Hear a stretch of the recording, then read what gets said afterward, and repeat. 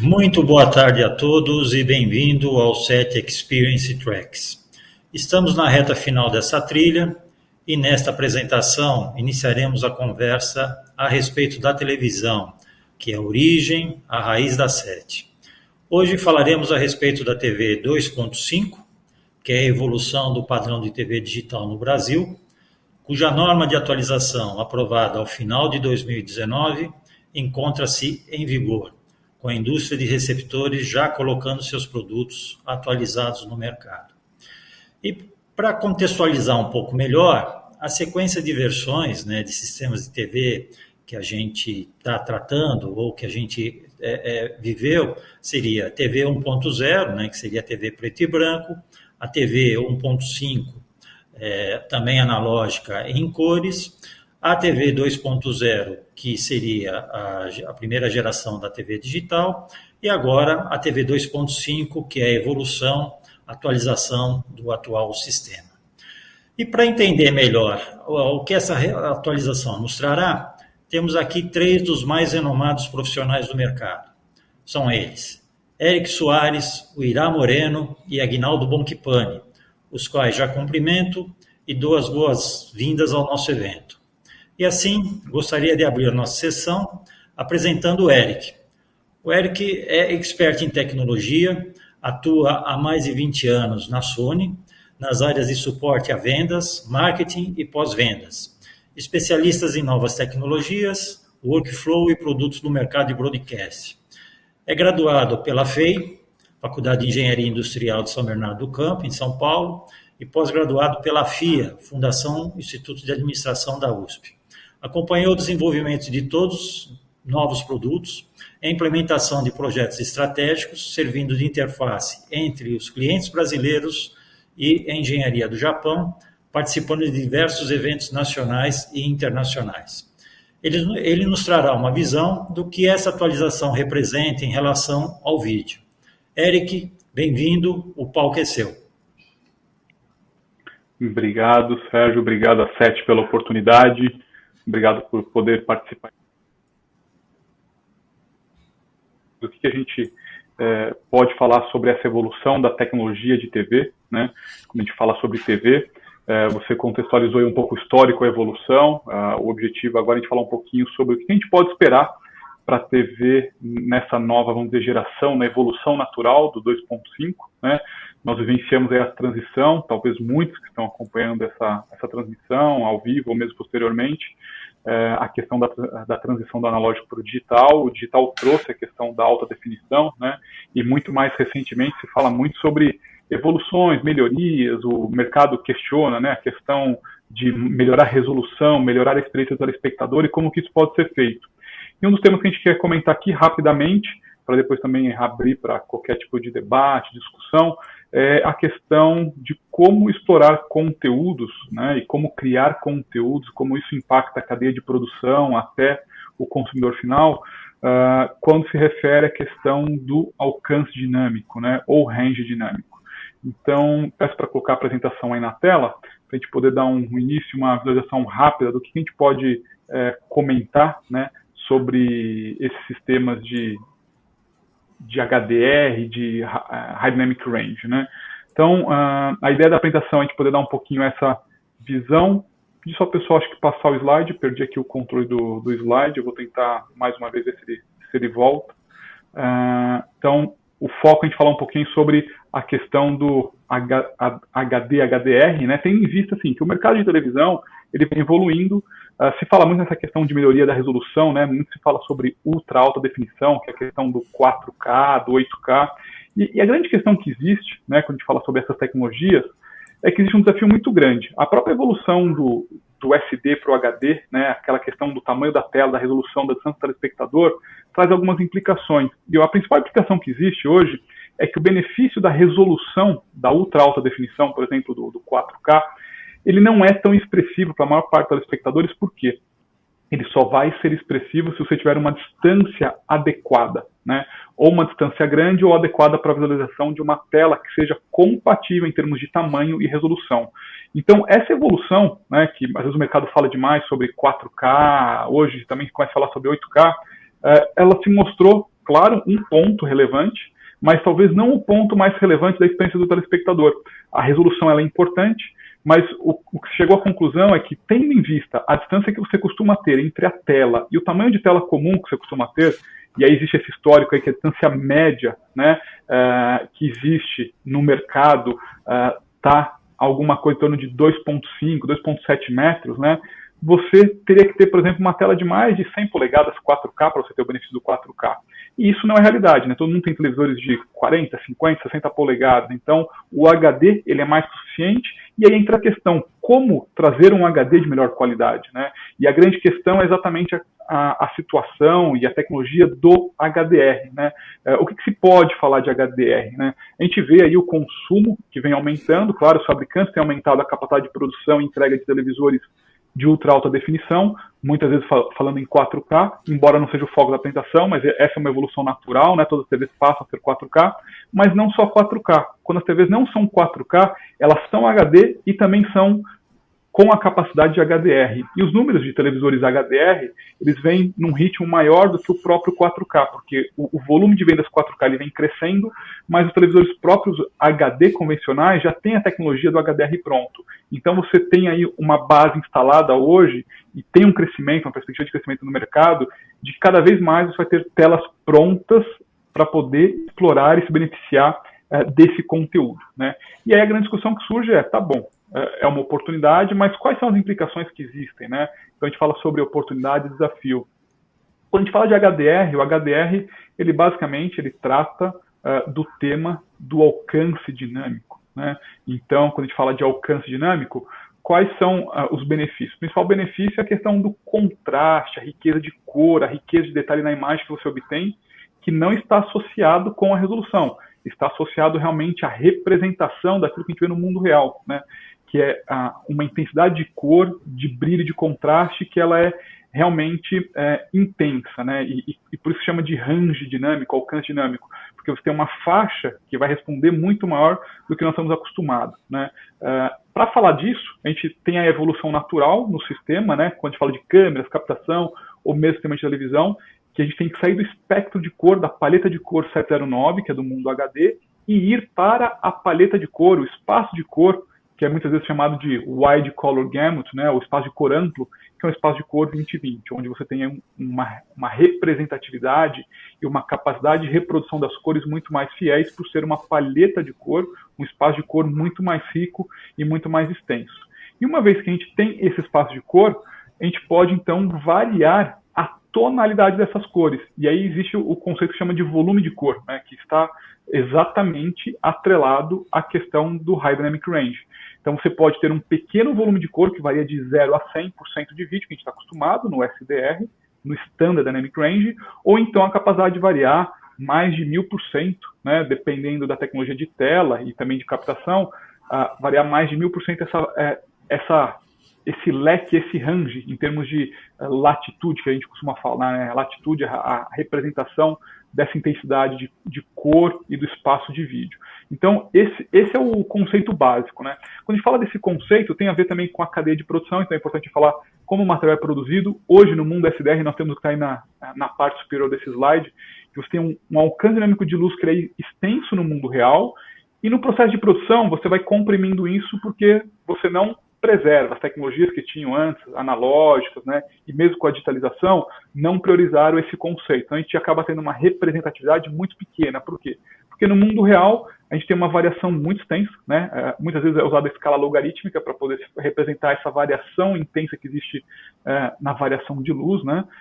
Nesse leque que a gente consegue representar, sendo que no mundo do vídeo a gente acaba tendo um vídeo de 0 a 100%, ele acaba sendo uma escala relativamente linear, né? Então existem os processos para poder adequar esse sinal, dadas as limitações existentes, e o HDR ele veio exatamente para propor uma melhoria nesse aspecto, em que a gente possa preservar melhor essa característica da captura, desde a captura até a etapa final da produção. Então, passando pela edição, pela pós-produção, pela entrega. Quando a gente fala sobre o sistema de TV 2.5, né, existem dois formatos, né, são duas curvas que são propostas. Aí começam as siglas, né, a terminologia. A que muitas vezes é mais conhecida e mais é a curva HLG, que foi concebida, né, e desenhada pela equipe da BBC e da NHK com uma proposta de ter um formato que fosse compatível com a curva gama, que a gente costuma falar, né? Curva gama lá no televisor de tubo, nas câmeras inicialmente, e que representa o vídeo SDR. Então, essa curva HLG, ela tem uma característica compatível até 50% do vídeo. Depois disso tem uma diferença, porque aí você tem uma representação muito maior do leque de luz que você pode alcançar na curva HLG, mas é a curva usada para o HDR, né?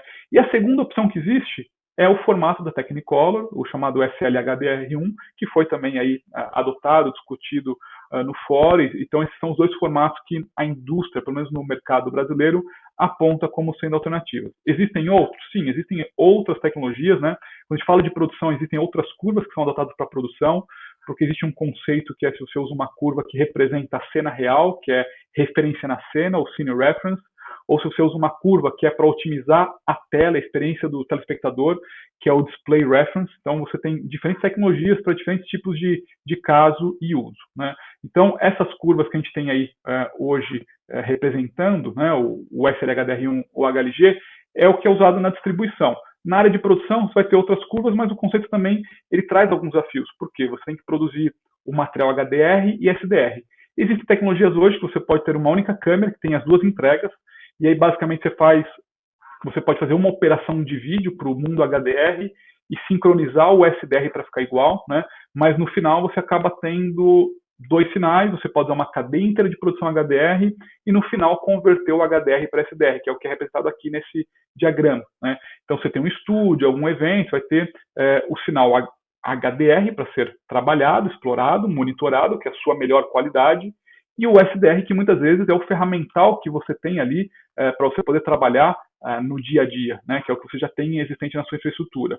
E aí você tem toda a cadeia de produção, a etapa final do sinal HDR tem que ser convertido, adequado a curva de produção com a curva de entrega, então a curva HLG ou a curva SL-HDR1, para fazer essa entrega para o telespectador, para o televisor dele, né? Nesse processo, existem evoluções quando a gente fala de produção, né? Porque você tinha que ter, por exemplo, um sinal para o SDR, um sinal para o HDR, muitas vezes duas monitorações, um único operador de vídeo para fazer tudo isso. Esse era o desafio, para você não ter que ter dois operadores, porque senão fica inviável a produção. A própria tecnologia evoluiu. Hoje você tem monitores profissionais que você consegue ter os dois sinais no mesmo monitor, então você pode ter ali a imagem tanto SDR quanto a imagem HDR na cadeia de produção, e assim criar os conteúdos e a experiência. Existem diversos casos, né, falando de produção ao vivo, existe também a pós-produção do conteúdo, né?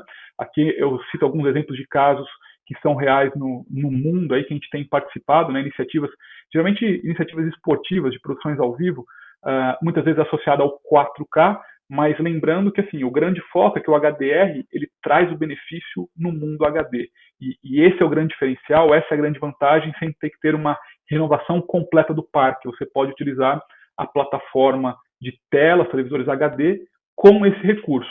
Isso traz novas possibilidades, traz novos players no mercado, né? Quando a gente fala na tecnologia e nas abordagens de plataforma de aplicativo, os principais players hoje têm conteúdo, explora esse conteúdo HDR.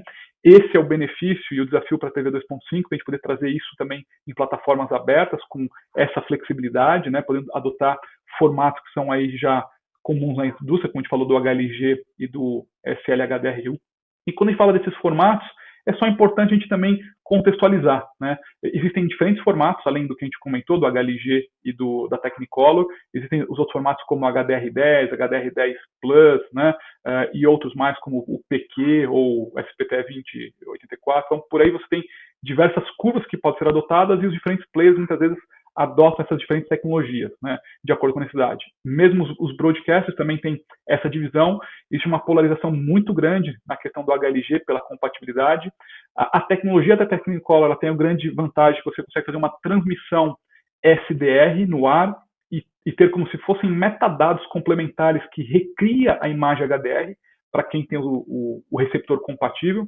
Então essa é uma grande vantagem, enquanto que o HLG tem a vantagem que você não precisa de nenhum processamento adicional, né? O próprio sinal de transmissão ele tem compatibilidade entre o HDR e o SDR, ele acaba tendo uma imagem um pouco mais escura pelo fato de ter um range maior, mas são recursos que hoje com sinalização, tecnologia, você consegue controlar perfeitamente.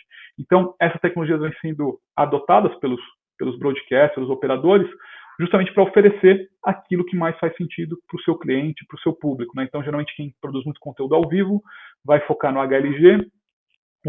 A tecnologia da Technicolor, aí por esses slides a gente vê o histórico mundial, ainda é pouco adotada, existem questões de patentes, custos que envolvem, né? Então, a indústria, de uma forma geral, tem um certo receio do ponto de vista de implementação e viabilidade econômica, mas como tecnologia, é uma tecnologia disponível para ser explorada.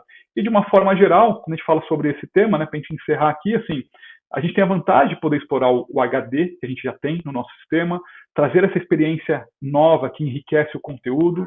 Você tem ganhos não só no HDR, mas também existe a possibilidade de ter ganho de qualidade no SDR, por quê? Porque quando você passa a produzir com ferramentas, com range dinâmico para o HDR, o seu espaço de cor se torna mais rico, e se você tiver um processamento na etapa final de fazer o equivalente do que era o down conversion, de reduzir a imagem para HDR, né, de HDR para SDR, você tem a chance de ter uma imagem SDR de melhor qualidade. Então, são uma série de benefícios que a gente pode ter. Claro que tem o desafio, né? É uma tecnologia nova, existe o custo de investimento, tem essa questão da compatibilidade do sinal SDR e do HDR, que as curvas HLG e SL-HDR1 já abordam, então isso também acaba sendo minimizado, né? Mas sempre a preocupação para poder manter esse histórico e esse legado com a plataforma já existente. Então, assim, de uma forma geral, para a gente poder encerrar esse primeiro comentário, né? Falando aí do tema como um todo, só o pessoal mudar o último slide que não está passando aqui. O último slide traz aí a conclusão de forma objetiva, né? O HDR ele acaba sendo uma oportunidade, expandindo, quer seja no 4K ou mesmo no HD. No caso do HD, tem essa grande vantagem de poder explorar um mercado já existente, telas já existentes, sem precisar de uma renovação de telas. Tem aquele tema do início da apresentação, que é o tamanho da tela para o HD. Não faz sentido a gente pensar em 4K muitas vezes, né? O mercado também não vai investir em telas em tamanhos compatíveis com a distância de visualização. Então, pensar em HDR como uma proposta de melhoria da evolução da tecnologia e da experiência do telespectador na TV 2.5, ela é muito relevante, né? E aí existem as ferramentas na cadeia de produção, de entrega, de conversão de sinal, para poder viabilizar tudo isso. Então, essa era a primeira apresentação que eu queria comentar, agradecer a oportunidade, né? E acho que a gente fica com o bate-papo depois. Ok, Eric, muito agradecido pela sua apresentação. Lembro também que a audiência pode interagir, nos encaminhando questões no Q&A da plataforma, de maneira que a gente possa, mais ao final das apresentações, trocar algumas ideias com a audiência.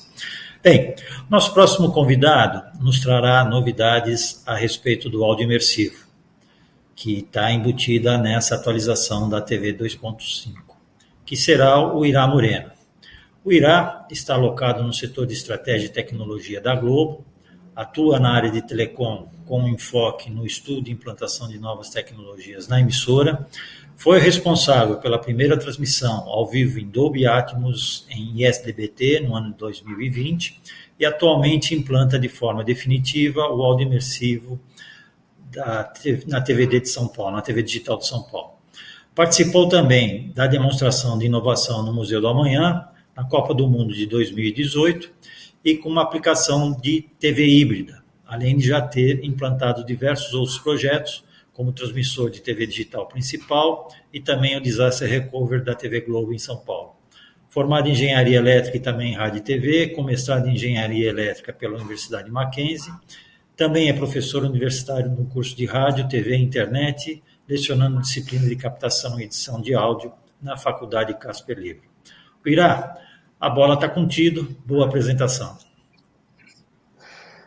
Muito obrigado, Sérgio. Primeiramente, gostaria de agradecer ao convite da SET, também cumprimentar os demais panelistas aí nessa live de um tema muito interessante que me instiga bastante, né, que é falar da TV do futuro, que já é a TV do presente, né? Ou seja, muitas vezes a gente fala, né, a TV do futuro, o que, que vai ter no futuro, e a TV 2.5, como bem o Sérgio trouxe aqui, ela vai justamente trazer, né, algumas features, algumas melhorias de experiência, né, para os tempos atuais. Então, acho que isso é uma coisa muito interessante, e a minha ideia aqui é trazer um pouco do histórico relacionado ao áudio imersivo, né? Peço a gentileza de compartilharem a apresentação. Muito obrigado. Então, falar um pouquinho assim de uma parte mais prática, um estudo de caso mesmo, tá? Começando aqui, como o Sérgio bem disse, né, a norma foi atualizada, né? Hoje a norma do Sistema Brasileiro de TV Digital, ela permite o áudio imersivo em codecs diferentes, né? Ou seja, a gente pode transmitir no ar, de acordo com a norma, tanto o Atmos, né, em codecs ali de EAC3 Plus Jock, né? Ou também AC4, falando de Atmos, ou também MPEG-H, né? Ou seja, a gente tem ali vários flavors para conseguir brincar com essa história, né? E aí, justamente quando a gente teve essa mudança da norma, né? Em 2020, a gente conseguiu colocar no ar, né? Uma inovação de trabalhar numa cadeia fim a fim, justamente porque a gente tem todo um histórico de trabalho do áudio imersivo com Atmos que eu apresento aqui de forma bem breve, né? Então tudo começa lá em 2017, né? A gente começou a fazer mixagens remotas para live streaming, para dispositivos móveis, lá no Carnaval do Rio, em 17. No mesmo ano também a gente fez, já começamos o futebol aqui em São Paulo, né? Fazendo também mixagem remota e live streaming. O Rock in Rio também de 17. No final do ano a gente teve uma ação muito interessante, que foi fazer uma mixagem para cinema, né? Do Deus Salve o Rei, na qual de forma síncrona, né, junto com o sinal do ar, algumas salas de cinema também tiveram essa experiência, né? Depois em 18, já no começo do ano, a gente já começou a experimentar justamente o que seria depois atualizado na norma, né, mais para frente, que seria como transmitir, né, o áudio imersivo, né, trazer essa nova experiência ao telespectador ali de áudio, né, utilizando o ISDBT, né. Como no momento a gente não podia colocar literalmente isso no ar por uma questão, obviamente, normativa, né, não estava dentro das normas do sistema, né, a gente começou a transmitir ali de uma forma restrita, né, dentro do nosso CATV interna, né, e a gente começou a brincar, né, buscar entender como é que seria, né, harmonizar e como é que seria o desafio para transmitir esse novo serviço, né, no ISDBT. Né. Depois, mais para frente, também no próprio Carnaval, ali do mesmo ano de 18, a gente fez a mixagem remota para transmissão ao vivo para Smart TV. Depois, em abril, a gente fez a final do Campeonato Paulista também, com uma parceria com a DTH Claro TV, na qual a gente fez uma transmissão ao vivo, né, ou seja, desde a captação até a transmissão com a Claro TV de uma forma piloto, né, foi um sinal ainda fechado, mas também para a gente começar a experimentar como é que seria fazer essa entrega de um áudio imersivo, de uma nova experiência, visando também, né, a TV por assinatura, né. Depois, em julho de 18, a gente teve uma outra experiência bem interessante, que foi justamente na Copa do Mundo ali, com a mixagem remota no Museu da Manhã lá, com transmissão em Ultra HD e também uma mixagem ao vivo feito lá no Museu da Manhã. Em 18 também fizemos ali uns testes de Atmos no SBTVD, em canais experimentais, no Rock in Rio também, né? E aí, por fim, a gente chega ali em setembro de 20, conseguindo fazer uma inovação completa fim a fim, né? Que o escopo foi justamente trazer algo operacional, comercial, dentro do canal mesmo da Globo São Paulo, tá? Do canal aberto mesmo, como um produto. Ou seja, a gente fez desde o fluxo completo, né? Desde a captação, falando ali no estádio, trazer os microfones, posicionar os microfones, trazer isso para uma mixagem remota, fazer a mixagem, toda a renderização, depois passar pelo workflow todo ali do centro exibidor e depois incluir esse novo serviço nas cadeias de TV digital e transmitir isso para o ar para toda São Paulo, né? Então acho que foi uma experiência bem interessante que a gente fez ali, digamos, nessa progressão, né? E eu acho que só foi possível justamente por essa alteração da norma e pela experiência que a gente já tinha prévia no trabalho dessa tecnologia, no estudo dessa tecnologia. Então, com isso, no dia 16 de setembro, né, a gente fez essa primeira transmissão de áudio imersivo ao vivo na TV aberta, né, e aí que destaco, claro, que estou só falando da história, outras pessoas participaram, então faço questão de colocar fotos de vários times, foi algo realmente muito multidisciplinar, a gente teve, assim, muitos times envolvidos de várias áreas diferentes para a gente conseguir fazer esse fim a fim, né? Ou seja, não só um teste experimental ou alguma coisa só focado em uma caixinha, né? Em uma parte, um fluxo, né? Uma etapa do workflow, né? Mas assim, de uma forma completa, né? E a gente fez essa transmissão, a gente teve ali uma premiação lá no Dolby Latam Awards também, e neste ano a gente também está com um artigo na NAB também relacionado justamente a essa transmissão, né? Depois a gente fez uma segunda transmissão no dia 30 de setembro ali, que a gente também divulgou para a mídia, isso aparecendo em diversas plataformas, meios, né, de imprensa também, e que a gente trouxe essa justamente inovação no ar, né? E aí falando um pouquinho aqui de um diagrama de bloco simplificado, né, como que funciona ali nosso workflow, como é que funciona todo esse processo, né, conceitual. Primeiramente a gente tem ali na Venue, né, ali na arena, por exemplo, no caso de um jogo de futebol, ou no caso de algum show, né, sei lá, um palco, né, uma casa de espetáculo, né, a gente pode ter ali diversos microfones posicionados, né, a fim justamente de enriquecer esse conteúdo. Atualmente a gente já trabalha com todo o parque que a gente já trabalhava anteriormente, acrescentando alguns microfones para dar algumas ambiências diferentes, trazer objetos diferentes dentro dessa mixagem, né, para permitir uma outra experiência também. E todos esses sinais, atualmente a gente trabalha muito com produção remota, né, eles chegam ali na recepção de sinais do ponto de vista de produção, né, eles são encaminhados para o mixer de áudio, e aí no mixer de áudio é conectado ali o render da Adobe, que faz justamente ali a renderização, a virtualização, né, a mixagem, eu gosto de falar assim, a mixagem realmente ali desses objetos, né, porque no caso assim, do áudio imersivo, a gente sempre trabalha no conceito de cama, né, ou seja, que seria, digamos, o clássico 5.1, que a gente já tem, né, ou seja, aquela cama onde a gente vai ter aquela ambiência, né, e a gente adiciona essa cama os objetos, né, que é justamente trazer o eixo Z da história, trazer essa movimentação de outros elementos sonoros ali que vão trazer essa experiência diferenciada, né, de movimentação, de imersão, né. E aí o que a gente faz justamente é utilizar esse equipamento junto com a mesa de áudio ali, e aí o sonoplasta faz a sua mixagem ali em 5.1.4, por exemplo, né?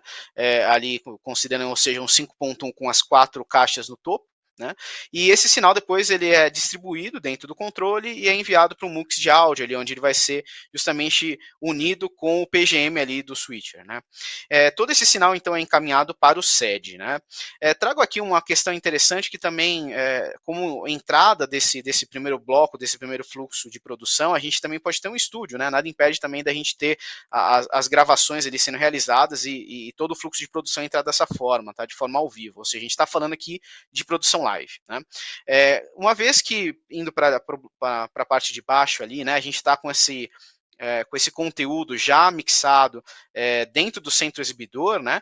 Esse conteúdo todo ele vai passar por todo o workflow do centro exibidor, e aí destaco que assim, algo que a gente sempre se preocupou bastante ali na compatibilidade, né, da gente trafegar esse áudio em 5.1.4 dentro do próprio SED como um todo, né, incluindo também a gente ter a presença desse sinal de áudio nas propagandas, em conteúdos que não são nativos em áudio imersivo, né, então a gente fez todo esse estudo também relacionado, né, e com isso a gente permitiu esse tráfego, né, em compliance ali dentro de todo o sistema do SED, e por fim a gente entrega, né, esse serviço de áudio na cadeia de TV digital, né, na cadeia de compressão e multiplexação, né?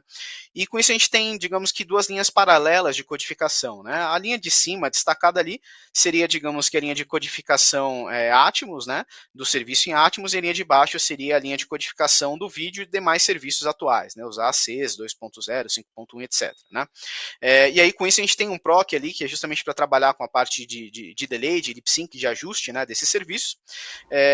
Esse serviço, então, falando do áudio imersivo, ele é codificado. No caso, a gente utilizou o EAC3 JOC, né, como padrão ali nas nossas transmissões, nessa inovação. E aí a gente acrescenta, né, esse novo serviço ali como um novo PID dentro do multiplexador de TV digital. Outra questão que eu gostaria de destacar também como entrada desse bloco todo relacionado à exibição, né? A gente também pode trabalhar com conteúdo gravado, né? Ou seja, a gente também já está no roadmap, já temos produtos Atmos Red também na casa, tá? Que são gravados, ou seja, a gente também consegue trabalhar não só de forma live, mas também de forma offline, ali, gravada, né? Entregando esse produto já também mixado para esse mesmo workflow ali, né? Outro ponto que eu gostaria de destacar aqui está relacionado à parte de compatibilidade de recepção, né? Porque é uma pergunta bem clássica que acaba acontecendo quando a gente começa a falar um pouquinho sobre áudio imersivo ou até novas experiências, né, relacionadas ali à TV, é aquela pergunta, mas ninguém vai ouvir isso, né? Ninguém vai ouvir e tal. Na realidade, assim, o bacana da compatibilidade que eu gostaria de compartilhar aqui com vocês é que, na realidade, todo mundo pode ouvir, mesmo que não tenha um sistema em áudio imersivo. Né? Eu acho que essa é um recado muito bacana de ser dado, né? De todo mundo estar bem ciente disso, né? E por que isso acontece? Pegando ali do lado do receptor, né? Do telespectador, quando o telespectador seleciona aquele serviço de áudio imersivo, no nosso caso ali o nosso quinto serviço de áudio imersivo, né? Então a gente continua transmitindo ali o 2.0 português, o idioma original, o áudio descrição, 5.1 português e por fim o 5.1.4 em áudio imersivo ali, no caso em Dolby Atmos, né? Codificado em Atmos. E aí, os televisores, quando o telespectador seleciona esse serviço, esse PID ali no seu receptor, né, toda TV que tem o Dolby Digital Plus embarcado, que é um parque bem grande, tá, um parque que a gente fez todo esse estudo também, que tem essa compatibilidade, tá, essa engine, essa inteligência que tem ali dentro da TV, todo televisor que tem o Dolby Digital Plus embarcado, o que ele faz? Da mesma forma que o Eric comentou aqui, né, de você pegar um conteúdo que foi produzido em HDR e fazer, vou utilizar uma palavra aqui em paralelo, dar um mix, digamos assim, né, um downgrade ali, né, para um outro universo, né. Da mesma forma que o HDR também traz o SDR como compatibilidade, neste caso, quando a gente fala de selecionar um serviço em Atmos, ele tem uma visão multi-delivery, ou seja, ele consegue se adaptar para o melhor cenário de reprodução do telespectador. Então, por exemplo, né, se eu estou lá na minha casa, tenho uma televisão em estéreo, né, seleciono esse serviço, o que vai acontecer? Justamente o fato da minha TV ter o Dolby Digital Plus ali embarcado no televisor, ele vai pegar aquele conteúdo que nasceu em 5.1.4, que ele está recebendo em 5.1.4, e vai fazer um downmix para 2.0. E aí, a gente gosta de falar que esse downmix, na verdade, é um super estéreo, porque é só a gente para pensar que a origem dele foi um áudio imersivo, né? Ou seja, ele nasceu como áudio imersivo, com toda aquela questão de preocupação da ambiência, da imersão sonora, né? E quando eu faço esse downmix, ele mantém, né, essas características. Ele não nasceu uma mixagem estéreo, nasceu uma mixagem imersiva, né? Ou seja, esse downmix já é um áudio diferenciado. Ou seja, mesmo para quem não tem um home theater, um soundbar em Atmos, etc., já tem uma experiência sonora diferenciada, mesmo na sua TV com o estéreo, né? E da mesma forma, né, como ele tem essa visão multi-delivery, se o telespectador ali tem um soundbar, por exemplo, também é feito um downmix para o soundbar. Se a pessoa tem um 5.1, ela também vai ampliando ali o seu universo de caixas de reprodução, né? Vai ampliando um pouco mais a experiência ali, mas também é um downmix que é realizado. E claro, se a pessoa tiver um sistema de áudio imersivo em 5.1.4, por exemplo, né, um home theater, um soundbar Atmos, aí ela vai ter essa experiência, digamos, de forma discreta, mais completa, né? Mas o que eu gostaria de deixar de recado aqui que, assim, é um outro serviço, que fica como um quinto serviço, por exemplo, né? A gente pode adicionar esse serviço nas nossas transmissões, e ela tem a visão de retrocompatibilidade, tem a visão de multi-delivery, tem a visão de que mesmo quem não tem um sistema completo, consegue ter já uma experiência diferenciada de áudio. Né? Por fim, gostaria de acrescentar também, como o Sérgio comentou, né, que a gente está trabalhando agora em projetos justamente de implantação de forma definitiva, tá? Ou seja, as transmissões em áudio imersivo na Globo não vai ser só um pontual de uma inovação que foi realizada, mas a gente está sim com uma implantação agora de forma definitiva, para que a gente consiga ter esse produto de qualidade diferenciada, né, uma nova experiência para o telespectador, que convenhamos, né, desde quando a gente pega todo o histórico de áudio na TV, né, é uma grande revolução que está acontecendo, né, a gente trabalhar com áudio imersivo. Quando que foi que aconteceu isso da última vez? Faz bastante tempo, né, talvez com o sistema 5.1, né, ou seja, a gente está falando de uma revolução, de uma nova experiência que a gente vai colocar no ar ali de uma forma definitiva. Então, gostaria de agradecer a oportunidade, também fico à disposição aí para perguntas. Ok, Uirá. Muito obrigado pela sua apresentação, excelente. Acho que trouxe bastante elucidação a respeito desse tema, né, do áudio imersivo. E quero lembrar a todos que estão nos assistindo que vocês podem interagir nos encaminhando questões no Q&A da plataforma que serão respondidas ao final da última apresentação. Então, chegando quase ao final, mas não menos importante, temos o Aguinaldo Bonchipane, que irá nos falar a respeito do que mudou na questão da interatividade da televisão, né? Que é um recurso sempre muito comentado, mas pouco entendido.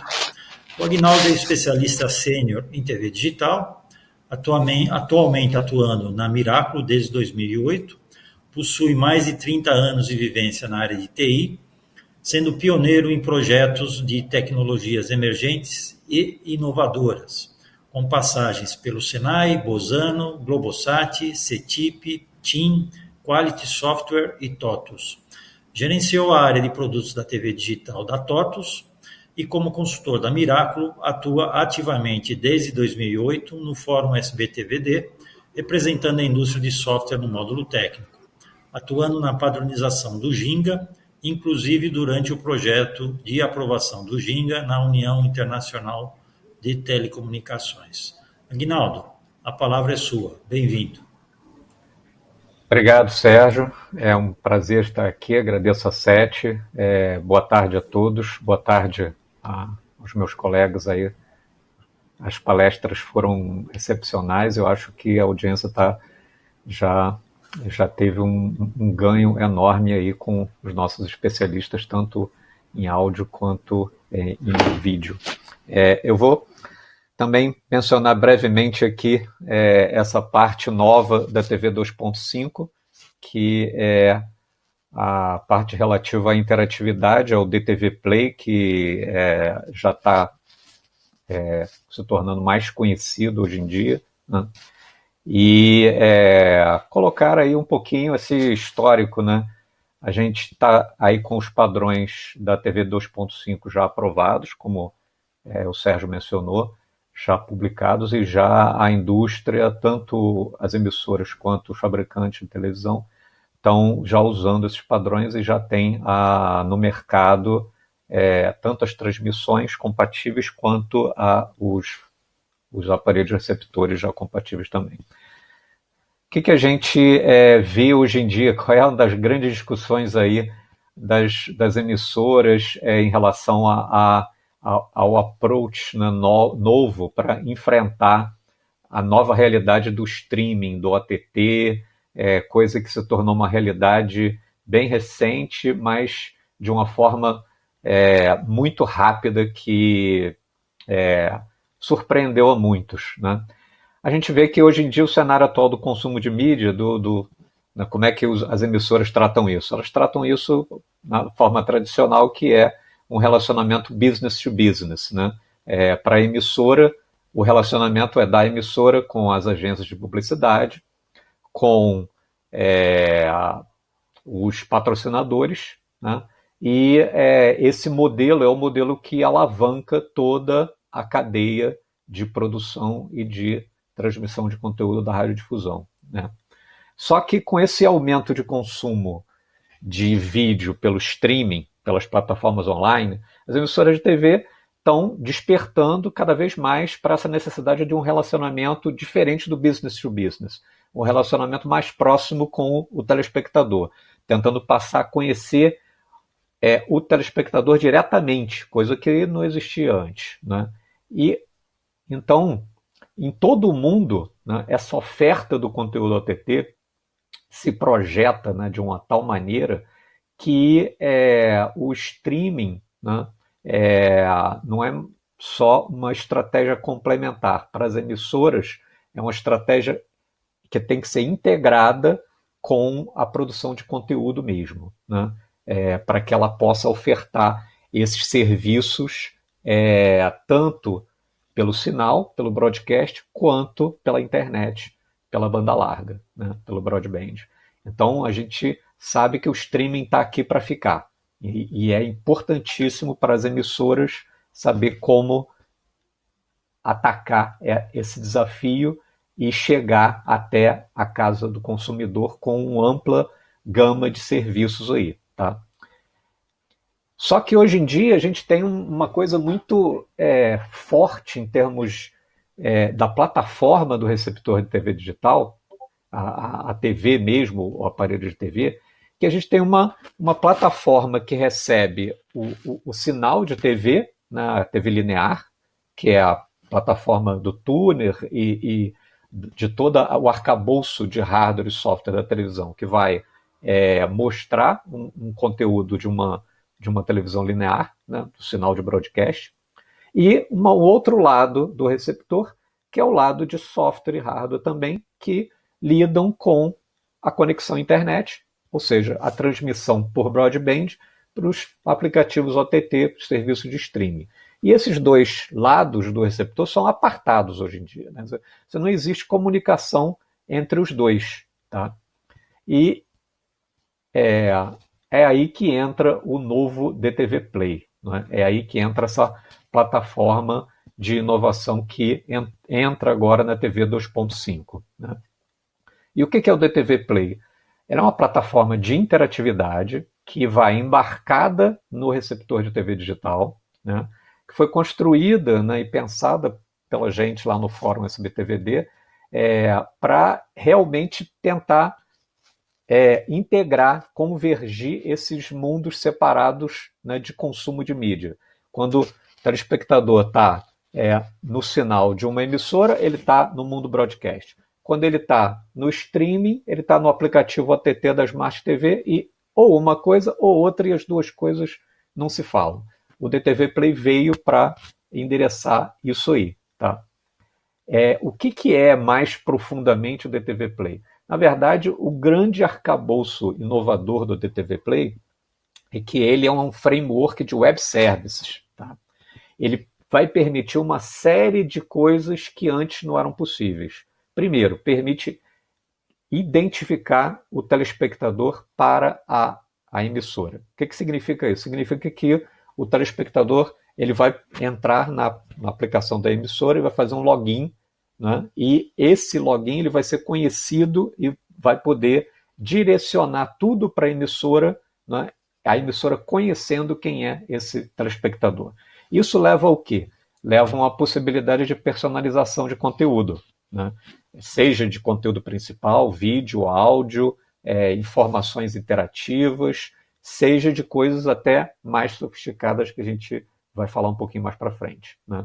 Segundo, que a nova possibilidade aí para o DTV Play é que ele consegue se integrar muito melhor na plataforma de televisão digital e ele pode detectar quais as capacidades dessa plataforma e habilitar um conteúdo customizado, né, para aquele espectador dentro daquela televisão, dentro daquele receptor, tá?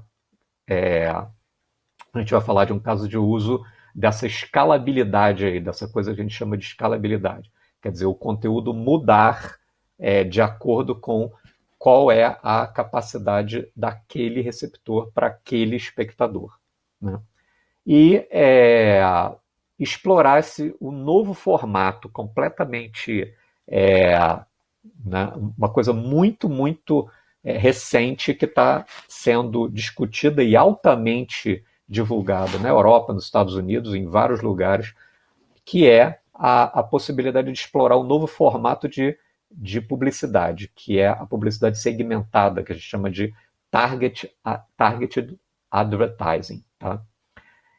Então, com essa personalização da experiência, isso vai fazer o quê? Aumenta a experiência do telespectador assistindo aquele conteúdo e interagindo com a própria emissora mais diretamente. E além dessas novas funcionalidades, né, essa barreira que a gente falou que existe entre a plataforma OTT, os serviços de streaming, os aplicativos de streaming das emissoras que estão embarcados na Smart TV e o sinal broadcast, o DTV Play ele permite que essa barreira seja ultrapassada.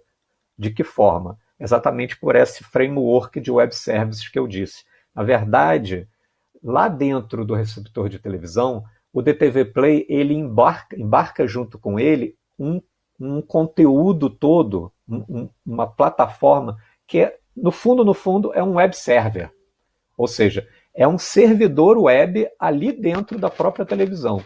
E que isso vai permitir que todos esses serviços que o DTV Play ele expõe, eles possam ser acessados por esses aplicativos da Smart TV. Porque esses aplicativos eles conhecem como acessar, tem a tecnologia, qualquer um, de acessar um web service por uma plataforma dentro de um web server. Né? Então, com isso, o aplicativo OTT ele pode interagir com todo o ambiente do sinal do broadcast, ou seja, com todo o ambiente da emissora que vem pelo ar.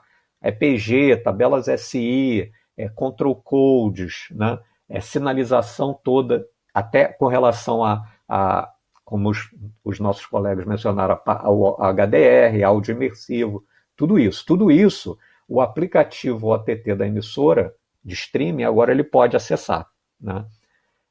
Então, de forma bastante similar, acessando esse mesmo framework de web services, aplicativos que estejam fora da Smart TV, ou seja, num tablet, num celular, dentro da mesma rede doméstica, podem acessar também o conteúdo do radiodifusor e toda a parametrização do sinal que vem pelo ar através dessa mesma funcionalidade do DTV Play, essa mesmo framework de web services.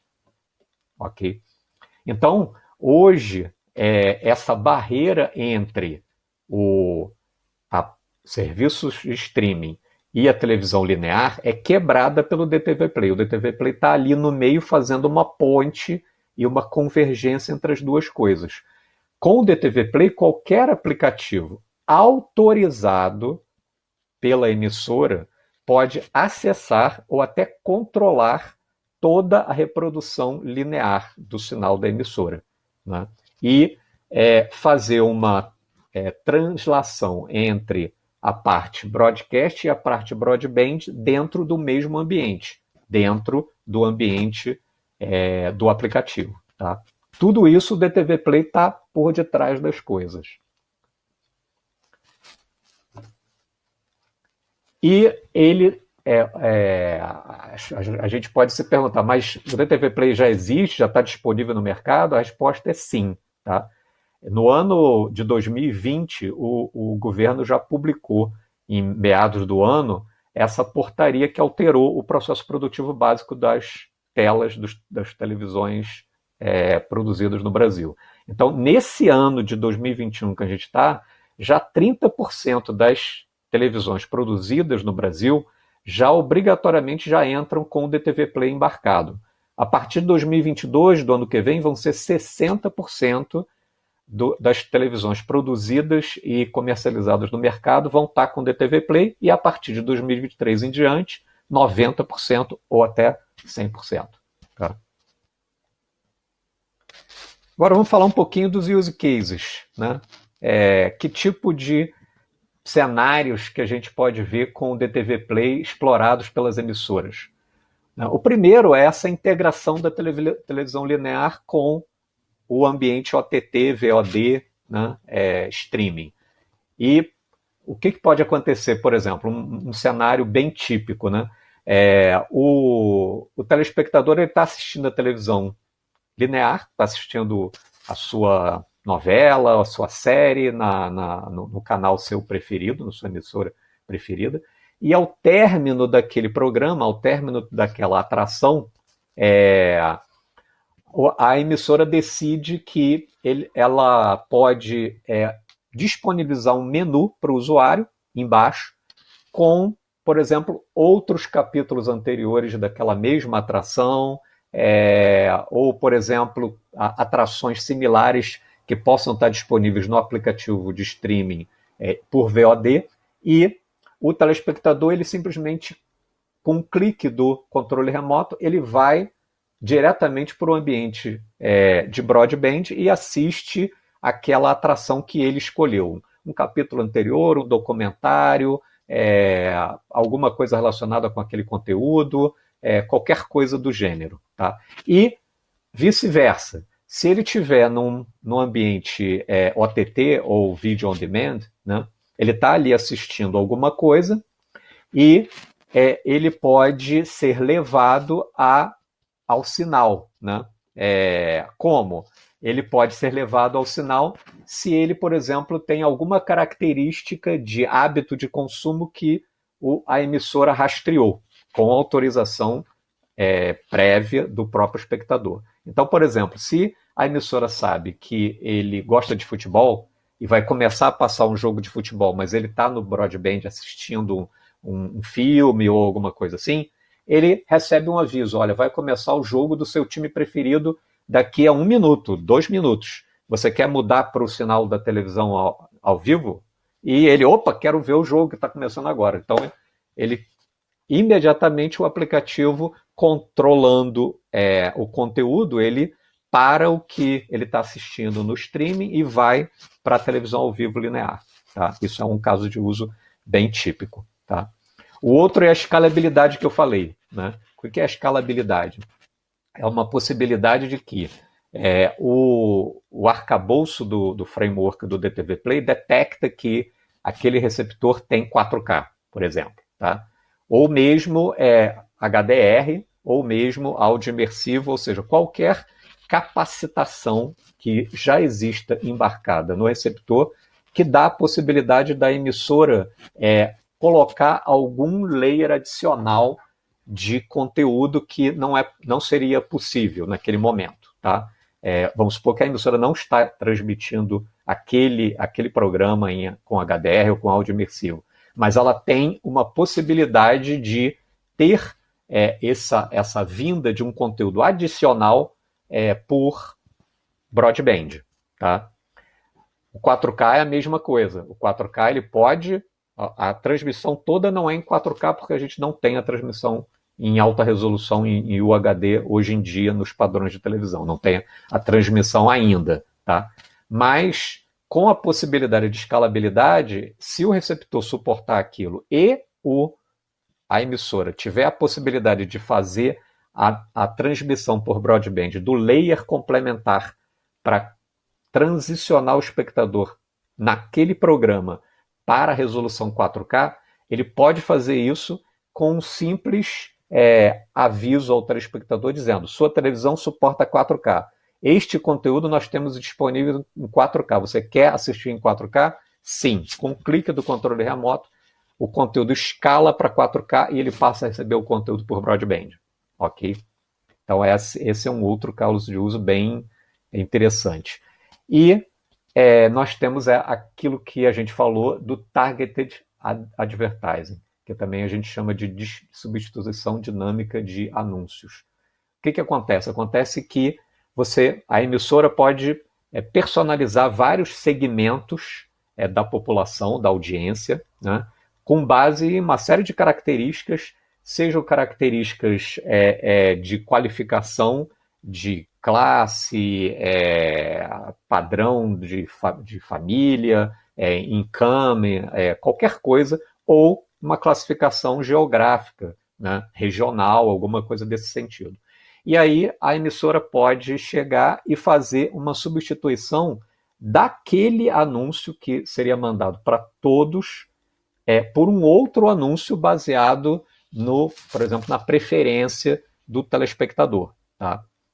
Então, por exemplo, você tem uma possibilidade da emissora ter esse rastreamento de quem é o telespectador e seus hábitos de consumo. E, por exemplo, para um telespectador que ele está numa jornada de, por exemplo, planejar uma viagem para fora do país, ele está, de repente, antenado nisso e ele, em vez de receber o comercial normal, aquela inserção comercial normal, ele recebe uma outra inserção comercial de uma agência de viagens, por exemplo. Ou então, se aquele consumidor tem um perfil que é muito né, que gosta de moda feminina, por exemplo. Então, com isso, a emissora pode, para aquele intervalo comercial, substituir aquela propaganda por uma propaganda de um artigo de moda feminina. Então, todas essas possibilidades existem agora com a TV 2.5 e com o DTV Play. E também uma possibilidade de que você possa ter um anúncio baseado na geolocalização do próprio consumidor. Se o consumidor está na cidade A, por exemplo, o consumidor no Rio de Janeiro, e um outro consumidor na localidade B, ou seja, por exemplo, em São Paulo, né? E você ter um anúncio para o consumidor que está no Rio de Janeiro e, naquele mesmo momento, um anúncio completamente diferente para o consumidor que está em São Paulo. Ok? Então, essa possibilidade do Targeted Advertising é uma possibilidade que não é só uma coisa de tecnologia, é uma coisa que muda o business, o próprio negócio do radiodifusor, da emissora, aumentando a cadeia que ele pode acionar e mudando a forma com que ele interage com o consumidor agora mais diretamente, de uma forma mais personalizada. Ok? Então, pessoal, acho que era isso que, em resumo, que a gente queria falar sobre o DTV Play, né? Essa nova plataforma de interatividade, a DTV 2.5, e a gente vê que as estratégias atuais das emissoras, não só aqui no Brasil, como no mundo inteiro, estão mudando muito para se adaptar a esses novos modelos da distribuição do conteúdo no cenário streaming, né? Em paralelo, é claro, com a televisão linear, a programação do broadcast, do sinal da emissora. Com essa nova fase da TV 2.5 e com os novos padrões do Fórum SBTVD, a gente tem essa inclusão da nova plataforma DTV Play, que permite essa integração toda, como a gente viu, entre o broadcast e o broadband, entre streaming e o sinal linear, de tal forma que o telespectador, sem se preocupar de onde está vindo aquele conteúdo, ele pode mudar de um conteúdo para o outro conteúdo ao seu comando, na sua decisão, e isso ser completamente transparente para ele, ou seja, coisa completamente integrada e invisível para o telespectador. E a gente viu que entre esses vários novos cenários possíveis, além dessa integração transparente com o conteúdo, né, então por exemplo, esses use cases que a gente mencionou, escalabilidade de conteúdo, dependendo das características do receptor, e a personalização de conteúdo, incluindo a inserção dinâmica de anúncios, o Targeted Advertising. Um cenário que tem um potencial assim, fantástico para as emissoras, porque permite essa identificação e a personalização dos anúncios para diferentes públicos-alvo. Tá? Então, obrigado aí, convido a todos a fazerem suas perguntas agora no Questions and Answers. Sérgio, obrigado aí, fico à disposição. Ok, Agnaldo, eu quero agradecer a sua apresentação, acredito que tenha sido bastante elucidativa no que se refere a esse recurso que a TV 2.5 está trazendo, já está deixando disponível, cabe agora ao mercado como um todo fazer funcionar. Como o Agnaldo bem lembrou, e eu quero reiterar, né, nós temos aí a possibilidade de interação dos nossos panelistas com a plataforma. Para isso, basta nos encaminhar a pergunta através do Q&A. E temos já algumas perguntas, deixa eu recuperar aqui. A primeira delas deixa eu achar. Assim, o Venâncio Rocha pergunta, tem uma dúvida no seguinte sentido, que a TV dele tem o recurso do HDR, mas não tem um DTV Play incorporado, né? Caso a emissora local da minha região disponibilize o conteúdo em HDR, meu televisor vai fazer uso desse recurso? Lembro que o meu televisor não tem o DTV Play. Acredito que o Eric talvez possa nos ajudar e, eventualmente, depois o Aguinaldo complementar. Perfeito. Então, assim, acho que essa pergunta ela é muito boa, porque toda vez que a gente fala de HDR ou qualquer outra tecnologia, né, sempre surge essa dúvida com relação à compatibilidade. E acho que essa é uma das premissas principais do fórum, quando a gente fala de novas gerações, evolução da TV, para garantir o legado, né? Então, é um exemplo de cliente que tem uma TV com HDR, não tem o DTV Play, como é que ele pode utilizar isso? Como é que funciona esse conceito de compatibilidade, né? Eu comentei rapidamente na apresentação que existem diferentes curvas, diferentes padrões, né, que são usados no mercado, e no caso do sistema de TV brasileiro, pelo fórum, foi definida as duas curvas, que ou é a curva HLG, ou é a curva da Tecnovision, que é a SL-HDR1, né? Isso significa que qualquer emissora pode usar um desses dois formatos, e significa que o televisor tem que suportar um desses formatos para ter essa compatibilidade, né? O formato HLG, como ele é um formato sem envolvimento de royalties e tudo mais, ele é um formato mais presente nos televisores, né? O formato SL-HDR1, ele ainda é um pouco mais restrito. Não são todos os fabricantes de televisores que incorporam a tecnologia, embora venha crescendo gradativamente, né? Então, esse é o primeiro aspecto, né? O televisor, que tem HDR, tem que ter o formato compatível.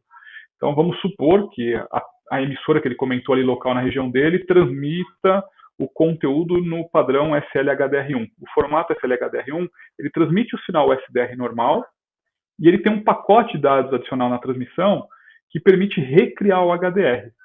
Então, se você não tem um televisor compatível, você simplesmente vai ver o sinal SDR convencional. Então, por mais que de repente o televisor seja HDR, ele pode não ser compatível com esse formato se o broadcaster optar por esse formato. Se for, por exemplo, o formato HLG, né, o formato HLG não tem essa questão de ter a transmissão SDR mais os metadados, a informação complementar do HDR. Ele tem uma transmissão única, ele já tem a codificação na curva, né, na chamada curva EOTF, que é a curva de conversão do sinal elétrico-óptico, para a gente poder ter o sinal já HDR retratado. Quando você tem essa curva já lá na transmissão pela emissora, significa que o sinal está vindo já HDR e o televisor tem que ser compatível. Então, se o televisor for compatível com o formato HLG, perfeitamente.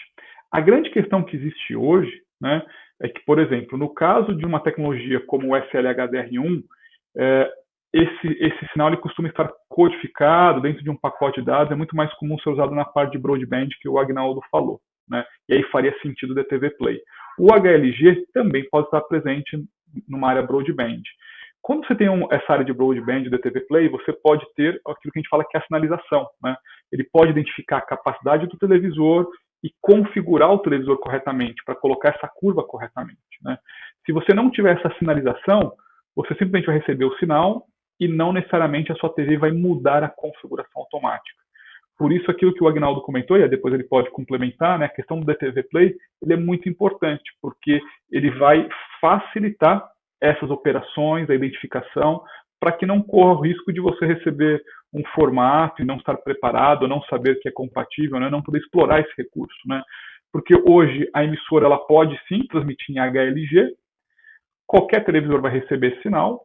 O que vai acontecer é o seguinte: se você não sabe que aquela transmissão é em HDR, no formato HLG, e todos os televisores são SDR no Brasil por padrão, né, por mais que tenha tecnologia HDR, mas eles estão configurados para SDR, você tem uma imagem um pouco mais escura.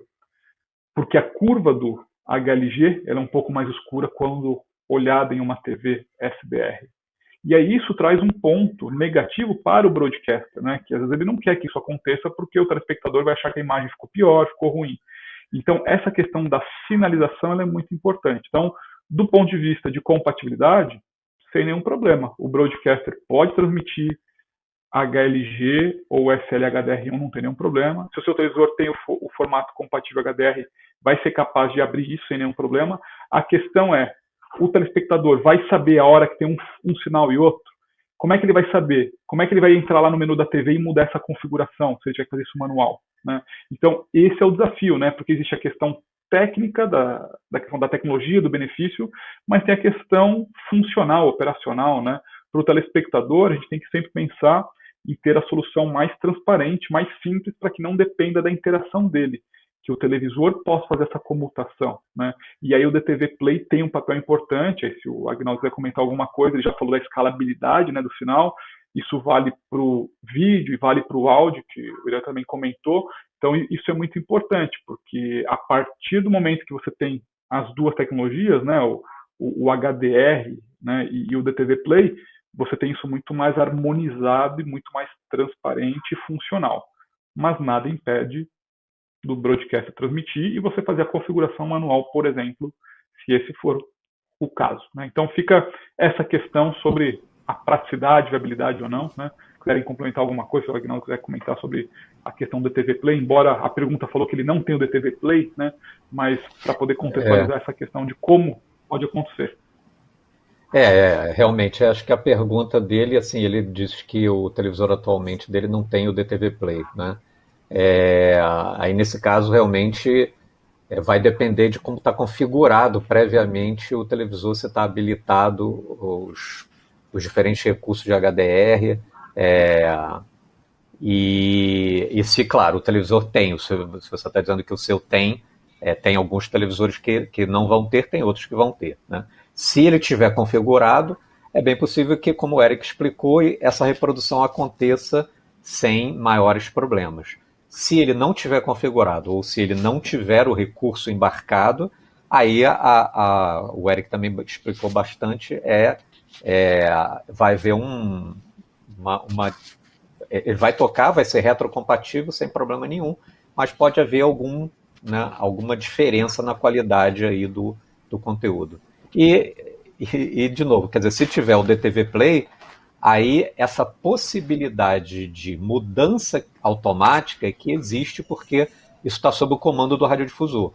O radiodifusor, ele pela aplicação que está por debaixo dos panos, ele consegue detectar, antes de tocar esse sinal enhanced, né, ele consegue detectar essa capacidade do receptor e o próprio framework do DTV Play, ele receber esse aviso para fazer essa mudança de configuração de forma automática, porque naquele momento ele sabe que aquele conteúdo vem HDR e ele pode mudar essa configuração para ativar o recurso de HDR no receptor, se já não tiver ativado, claro, aí nesse caso.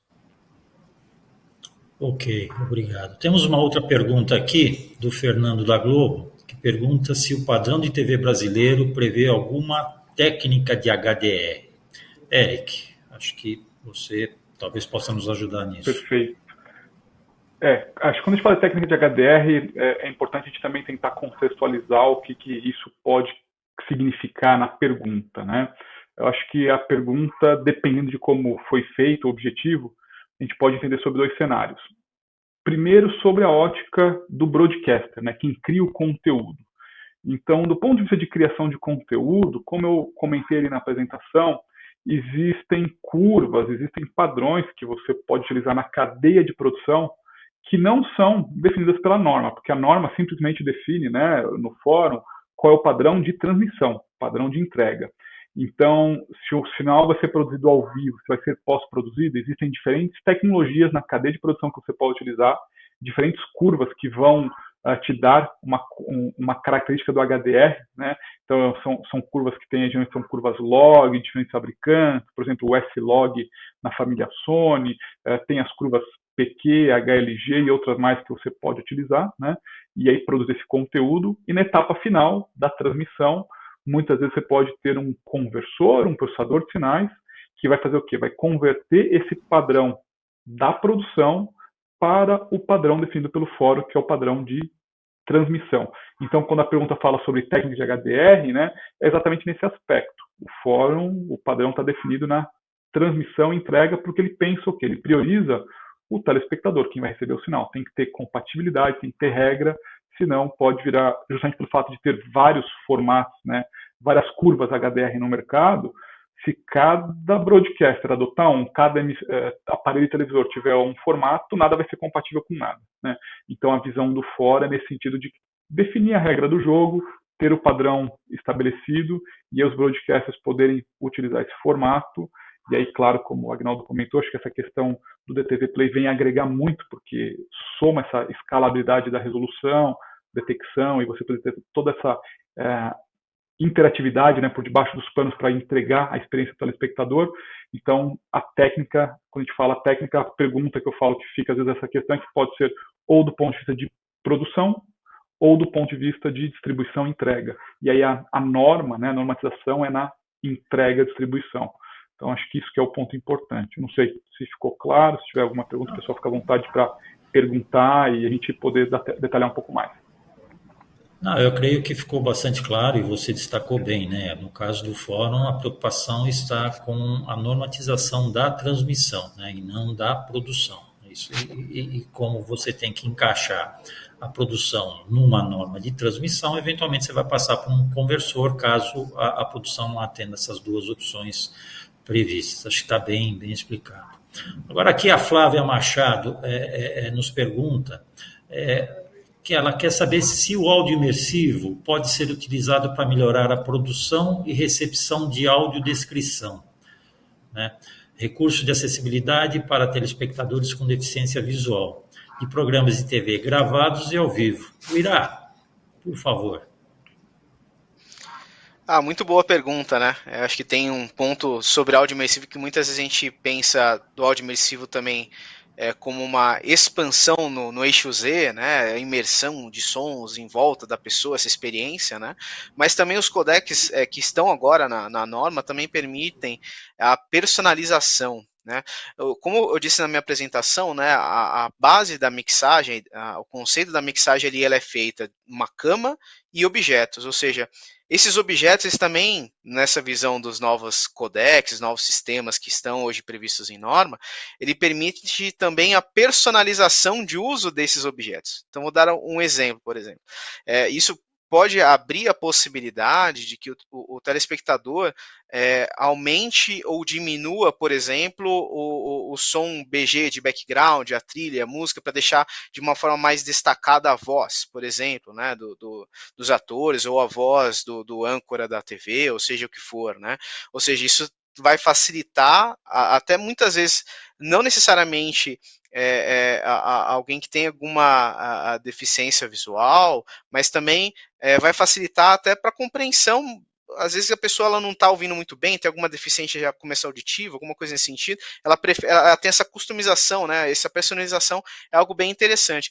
E falando da própria audiodescrição também, nada impede, da mesma forma que esse objeto, né, eu posso enviar informações diferentes para que a pessoa possa personalizar também, né, ou seja, eu posso criar, digamos que cenários, né, a pessoa, bom, se ela entra na audiodescrição, ela automaticamente agora, aquele diálogo que faz justamente a audiodescrição da cena, ele vai ser acrescentado àquele objeto, né. E agora, lembra que eu falei que o objeto ele também é personalizado, né? Ou seja, eu também consigo, às vezes, assim, pô, além de trocar, né, o áudio ali para incluir a audiodescrição daquele objeto, esse objeto também eu posso falar, olha, eu quero que ele fique um pouco mais alto, né, para que eu compreenda melhor, né, por exemplo, sei lá, tem um destaque para mim, né, ficar mais fácil para eu entender, né, ser algo mais inteligível ali para o telespectador, né. Então, na realidade, também os sistemas de áudio imersivo, eles não só melhoram a experiência no sentido de imersão sonora, mas também trazem possibilidades de personalização, né? Entre elas, trabalhar com idiomas diferentes, trabalhar com audiodescrição, né? Personalização para melhorar a inteligibilidade daquele conteúdo. Então, isso aí também está presente hoje na norma e como possibilidade de transmissão. Perfeito, muito obrigado. Bom, agora temos aqui mais duas perguntas do Venâncio Rocha, que eu vou endereçar ao Agnaldo. Ele pergunta como é que ele pode, como um programador pode se preparar para operar as ferramentas que constituem o DTV Play.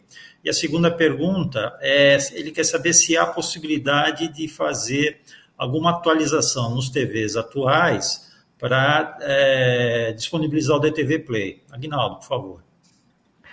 Então, Venâncio, você está dizendo que você é um desenvolvedor e para todo mundo aí dentro das emissoras, obviamente os times de TI, de desenvolvimento, podem se preparar para isso e fazer parte desse esforço que provavelmente várias emissoras vão devotar para produzir essa aplicação interativa, né? Basicamente, o que você pode dar atenção para web services em geral, tá? Basicamente, o que o DTV Play usa é um framework, como eu falei, de web services. Então, se você pegar o padrão REST, RESTful APIs, né? As APIs REST, e estudar como é que se desenvolve numa aplicação, como é que se chama esses web services se forem APIs REST, você vai estar já bem calçado, bem preparado para desenvolver os seus aplicativos dentro da emissora usando o DTV Play, usando toda a parte do framework do DTV Play. Isso que é importante. E é uma tecnologia que você usa para desenvolvimento web em geral. Então, é uma tecnologia presente aí em TI que você pode estudar sem problemas. Espero que tenha respondido. Quanto à segunda pergunta, sobre se os fabricantes podem fazer atualização.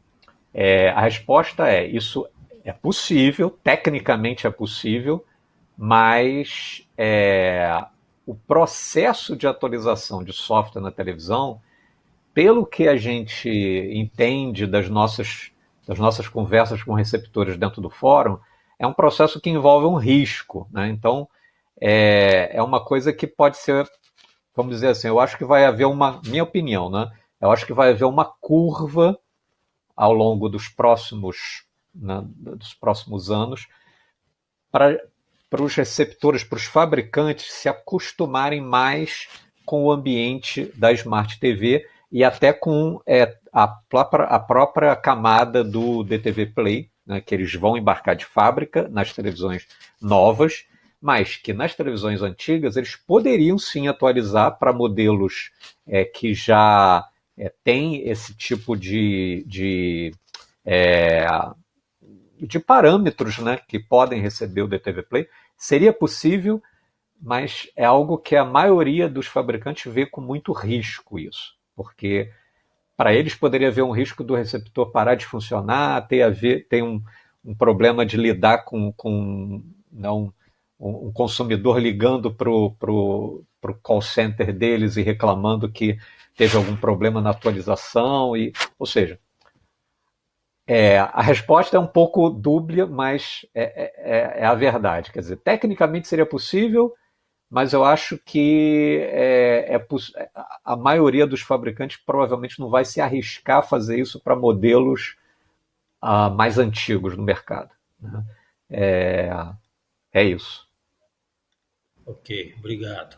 Aguinaldo, temos mais perguntas para você. Você está sendo campeão aqui. O pessoal está bem curioso. Pode falar. Uma do Emerson Weirish. Desculpe se eu não pronunciei o sobrenome de maneira correta, mas ele pergunta o seguinte: existem diferenças dos casos de uso para o DTV Play da TV 3.0 ou a TV 2.5 já usa o mesmo DTV Play? Emerson, ótima pergunta. A gente está começando a pensar agora dentro do fórum a TV 3.0, que vai ser a próxima geração, ainda vai demorar alguns anos, ainda tem muito trabalho pela frente. Não é uma coisa presente como o que a gente tratou aqui da TV 2.5 e já no mercado. Mas a resposta para a TV 3.0, sim, o DTV Play vai ser o mesmo, com um enhancement, com uma adição de algumas funcionalidades novas que não estão presentes na versão do DTV Play da TV 2.5. Então, tudo vai ser retrocompatível em termos de DTV Play. Em termos de DTV Play, a TV 3.0, a TV do futuro, vai ser completamente compatível com a TV 2.5. Tá?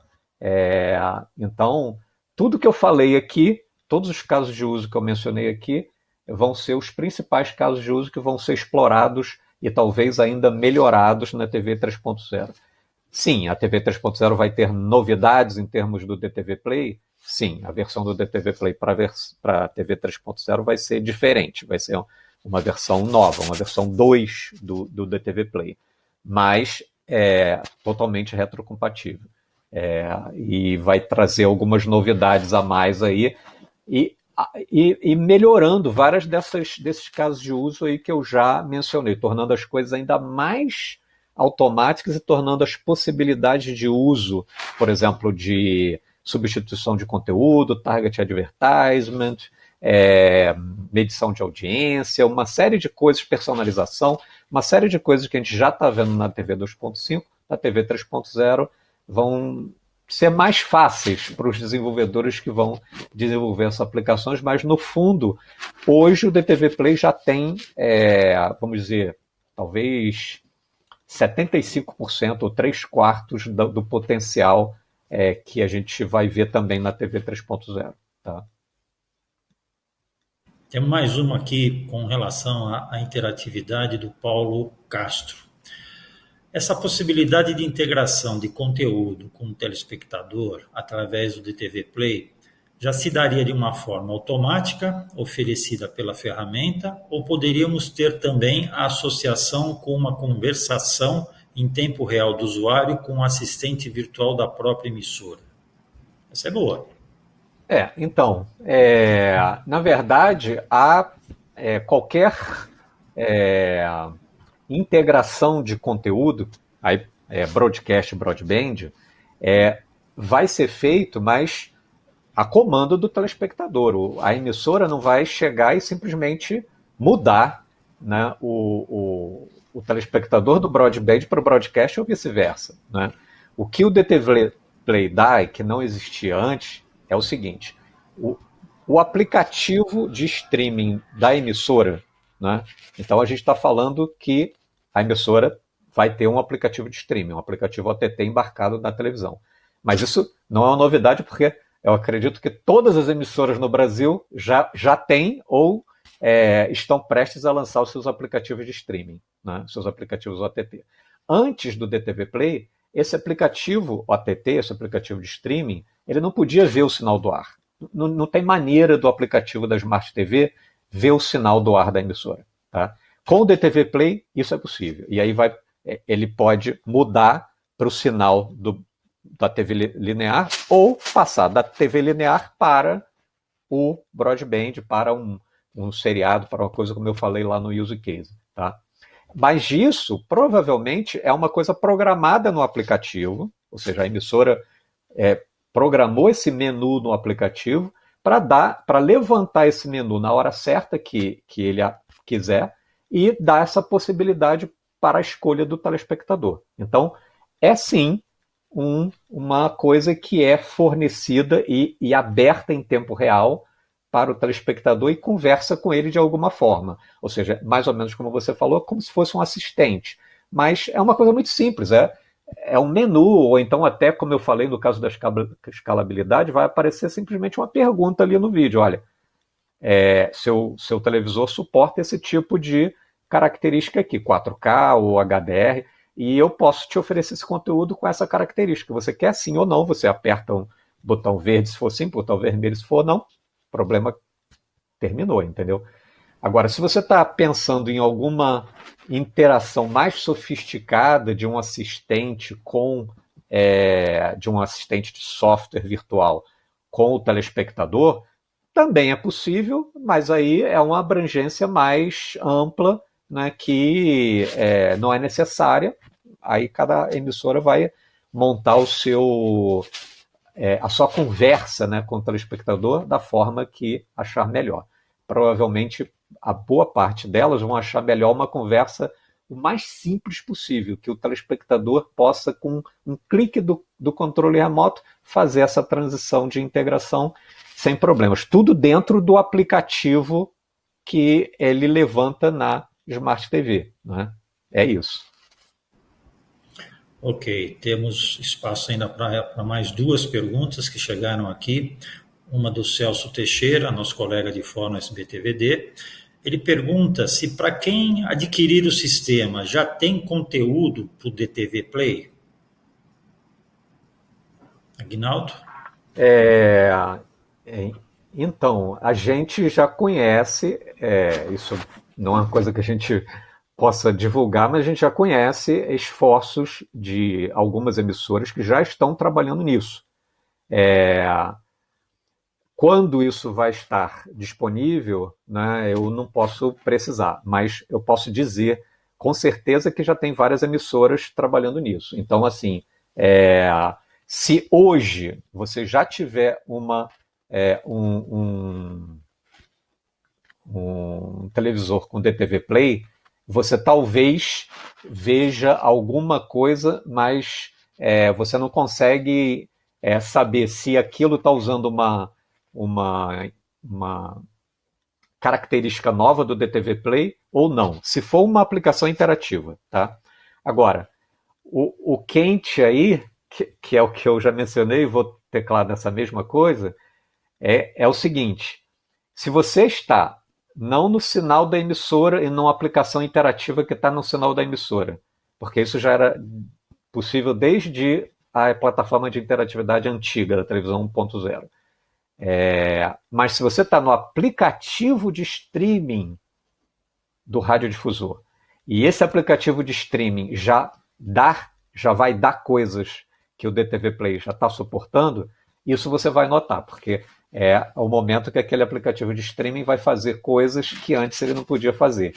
Por exemplo, mudar para o sinal do broadcast para uma transmissão ao vivo de um show, de um jogo, de um esporte, de qualquer coisa, ou vice-versa. Se ele tiver lá, você no aplicativo de streaming, você está vendo a televisão linear, a televisão normal, tradicional, e ele levantar alguma coisa lá dizendo você acabou aquela atração que você estava vendo, mas não vai embora, você pode continuar vendo outros capítulos ou um documentário que te interessa, você quer ver uma explicação sobre por que aconteceu isso aqui, ou, por exemplo, você acabou de ver o jornalismo, o jornal na televisão linear, e existe uma série de coisas a mais sobre aquele noticiário que acabou de aparecer, e ele levanta a barra dizendo, olha, temos uma série de blocos adicionais aqui que não vieram para a programação tradicional. Se você quiser acessar esse bloco aqui, é um bloco que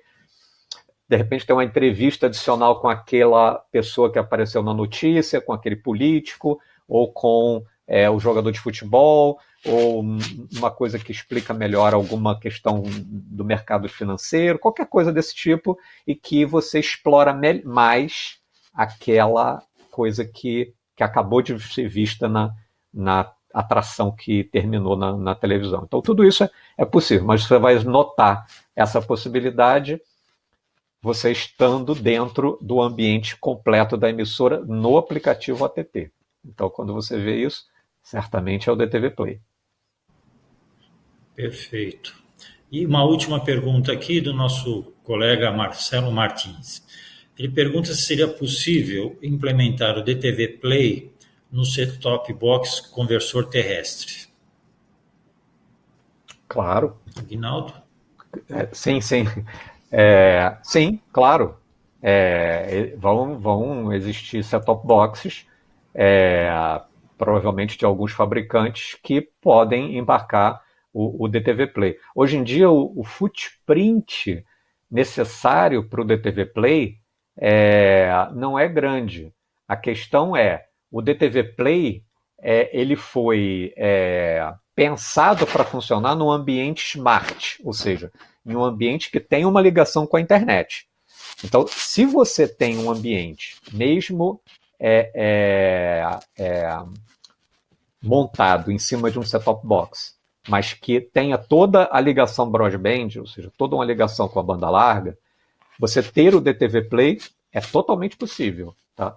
Não é possível você ter o DTV Play em um ambiente que não tem a ligação com a internet. Você só tem a televisão e você não tem uma ligação com a internet. Aí você não vai até adiantar nada se você tiver uma televisão já com DTV Play embarcado, mais moderna. Se você não tiver uma ligação com a internet, infelizmente não vai ter nada que vai ser diferente aí das coisas antigas. Ok. Bom, finalizando a nossa sessão, eu quero agradecer a todos em nome da SET e lembrando também que no próximo dia 17, também às 14 horas, teremos uma live a respeito da TV 3.0 com nosso colega de fórum SBTVD, o engenheiro Luiz Fausto. Não percam, será bastante interessante do que está aparecendo aí no futuro próximo. Agradeço mais uma vez e até uma próxima oportunidade. Obrigado a todos, um abraço. Obrigado, pessoal. Obrigado, pessoal. Até mais.